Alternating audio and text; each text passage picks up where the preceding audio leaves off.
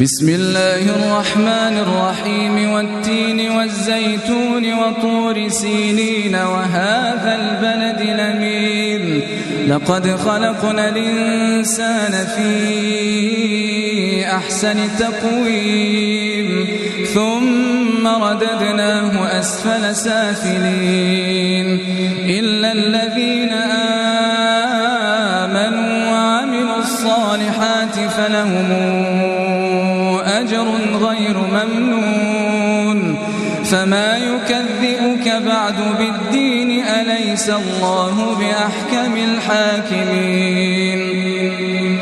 بسم الله الرحمن الرحيم اقرأ باسم ربك الذي